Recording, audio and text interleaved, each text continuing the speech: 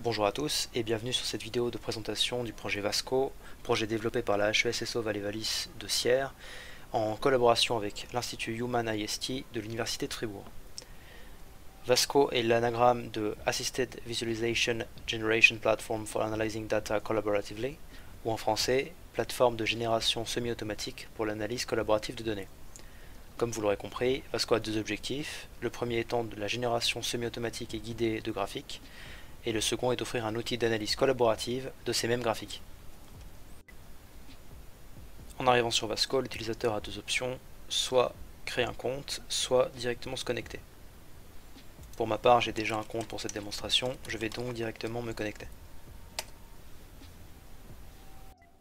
Une fois connecté, l'utilisateur se retrouve sur la page d'importation des données. Sous Informations, on peut voir que Vasco accepte les fichiers CSV, Excel et JSON, qui sont les principaux types de fichiers pour importer et exporter des données. A noter toutefois que les fichiers CSV et Excel doivent comprendre des entêtes pour fonctionner correctement. Des exemples de bon formatage sont disponibles ci-dessous.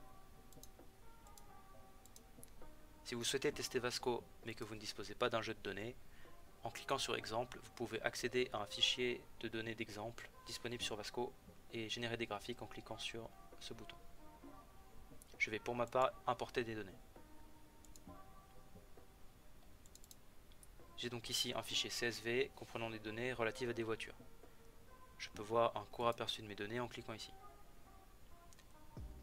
Je vois ici mes colonnes qui correspondront plus tard à mes variables et un extrait de mes données.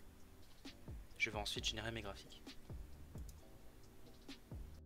Une fois mes données importées, j'accède directement à l'écran de génération des graphiques. Dans le panel de gauche, je retrouve mes variables. Vasco va automatiquement déterminer leur type lors de l'importation. En bleu avec le logo ABC les variables nominales, en rouge avec le logo 1, 2, 3 les variables quantitatives, et en vert avec le chronomètre les variables temporelles. Si Vasco se trompe dans la détermination automatique du type, l'utilisateur peut changer leur type. Par exemple ici, les cylindres sont nominales et non quantitatifs. Je peux donc changer manuellement mon type. Les graphiques générés changeront en conséquence automatiquement. On voit également ici, en ouvrant une variable, que j'ai accès à certaines données de la variable. Par exemple pour les variables nominales, à leur mode. Pour les variables quantitatives, j'ai accès à une sparkline montrant la distribution des valeurs, la valeur maximale, la valeur minimale, ainsi qu'une moyenne. Pour les variables temporelles, c'est très similaire aux variables quantitatives, avec une distribution des dates, et la possibilité de changer l'unité temporelle, si par exemple il est plus pertinent d'utiliser les secondes, les minutes ou les jours plutôt que les années. Dans mon cas, ce sera les années.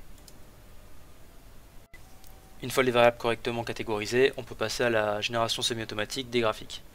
Les graphiques générés par Vasco sont toujours les mêmes, scatterplot et histogramme, car ils sont faciles à comprendre pour les utilisateurs novices. Pour sélectionner une variable, c'est très simple, il suffit de la drag and drop dans le carré bleu. Par exemple ici miles per gallon, que je fais glisser dans le carré bleu. Les variables sélectionnées apparaissent au sommet de l'écran. Le comportement de Vasco pour générer les graphiques est toujours le même. Le premier graphique reprend strictement les variables sélectionnées par l'utilisateur, ici uniquement miles per gallon, et les graphiques suivants reprennent des variables quantitatives qui n'ont pas encore été sélectionnées par l'utilisateur. Ici, displacement, horsepower, weight in LBS et accélération, que l'on retrouve donc ici, displacement, horsepower, weight in LBS, accélération. Si je sélectionne une deuxième variable quantitative, par exemple horsepower, le comportement sera le même. Le premier graphique reprend uniquement les variables sélectionnées par l'utilisateur, miles per gallon, horsepower, et les graphiques suivants se combinent avec les variables quantitatives encore disponibles. La troisième servant à déterminer la taille du point sur le graphique. Les variables temporelles se comportent sensiblement comme les variables quantitatives, à la différence près que Vasco ne les utilise pas automatiquement lors de la génération des graphiques. C'est à l'utilisateur de les sélectionner manuellement s'il veut les voir apparaître. Aussi, les variables temporelles ne peuvent pas être sélectionnées à plusieurs. Seule une variable temporelle est disponible à la fois pour générer des graphiques. Les variables nominales servent quant à elles à donner de la forme et de la couleur à nos points. Par exemple, si je sélectionne Origin, la couleur de mes points représente désormais l'origine des voitures. la même couleur est reprise sur les autres graphiques. La seconde variable nominale, par exemple ici cylinders, va donner de la forme à mes points. On voit désormais apparaître des triangles, des carrés et des ronds. Si je veux échanger couleur et forme en fonction de la variable nominale, je peux cliquer sur le bouton bleu au-dessus de mon graphique. On peut voir dans la légende que désormais l'origine est représentée par la couleur et les cylindres par les formes. Et là c'est l'inverse, les cylindres sont la couleur et l'origine la forme. Toujours pour des questions de lisibilité, je peux également échanger les axes X et Y de mon graphique en cliquant sur le bouton rouge au-dessus du graphique.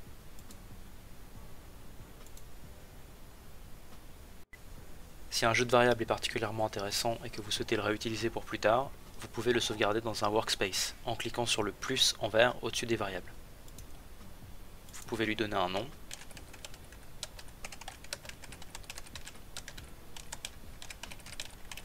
Et l'enregistrer.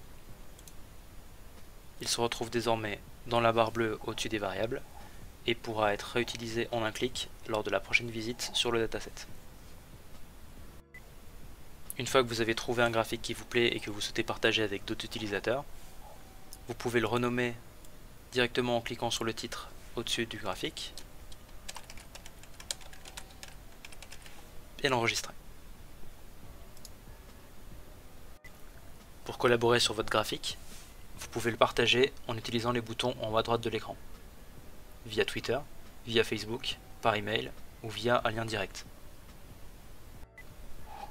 Je peux ensuite annoter mon graphique et mettre en évidence des points sur celui-ci en cliquant sur le bouton Ajouter une annotation. Une boîte de dialogue apparaît, avec laquelle je peux ensuite sélectionner des points sur le graphique. Le calque bleu qui vient d'apparaître indique que je peux sélectionner des points.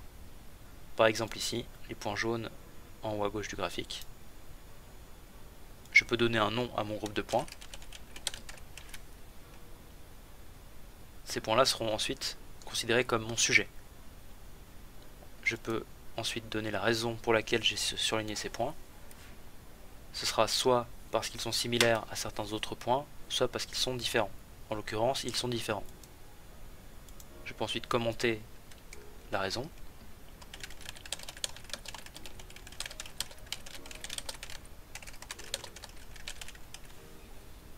Et sélectionner un complément. Le complément est en fait l'autre groupe de points qui servira à la comparaison avec le premier. Je sélectionne ici les points correspondant aux voitures les moins puissantes.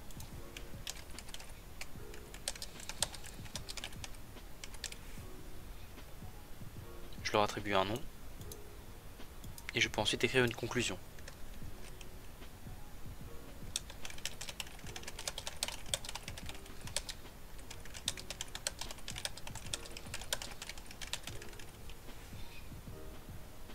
Nous avons donc ici un aperçu de la notation et je peux soumettre mon annotation.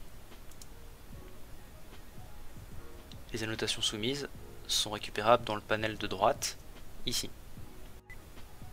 Je peux voir la notation des utilisateurs en cliquant dessus, puis en cliquant sur la notation qui m'intéresse. On peut voir que le graphique a changé et que désormais les points correspondant au sujet sont en vert et les points correspondant au complément sont en violet. Si je veux retrouver leur couleur d'origine, c'est-à-dire celles qui sont dans la légende, je peux mettre en évidence mon sujet ou mon complément.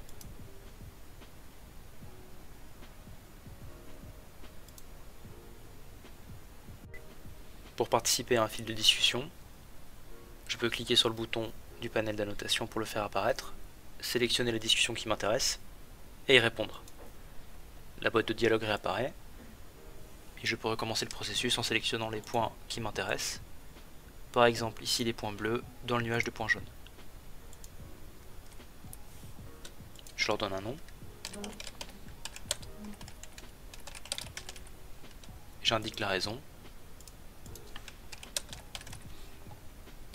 Les points 3 et 4, complément, conclusion étant facultatifs, je peux soumettre la notation sans autre. Elle apparaît désormais dans le fil de discussion. À l'image de tout à l'heure, je peux consulter les points qui ont été sélectionnés en cliquant sur la notation. On peut voir ici les points bleus sélectionnés. Pour récupérer les items uploadés ou créés sur Vasco, je peux cliquer sur le bouton Mon atelier au sommet de l'écran.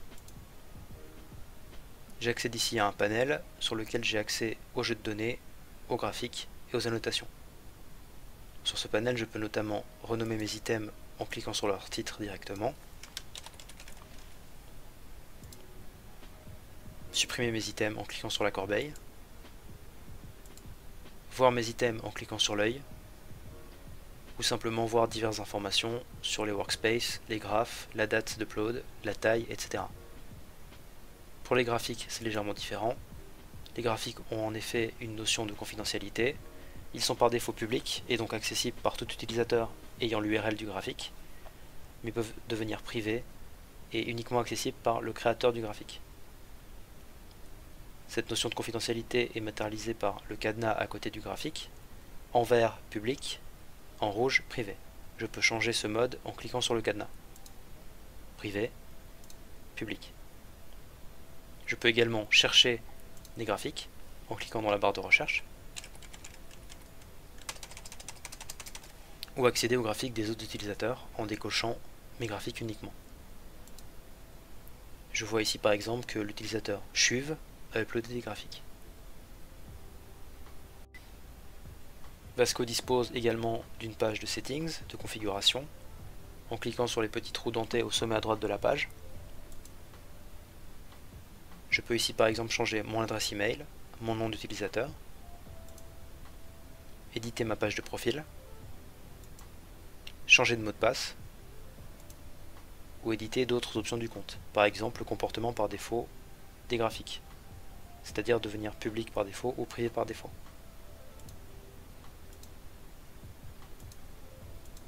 Je peux également supprimer mon compte. Les utilisateurs disposent d'une page de profil qu'ils peuvent remplir et qui est accessible aux autres utilisateurs. Je peux par exemple changer mon nom public, ajouter une description et un site internet si j'en possède un.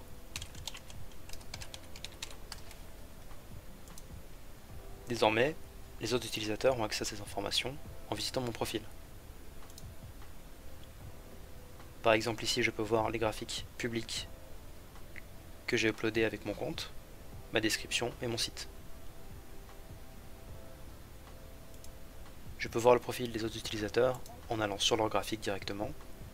Par exemple ici le Chuve, en cliquant soit sur l'URL ici, soit en allant sur le graphique et en cliquant sur le nom de la personne qui a proposé le graphique.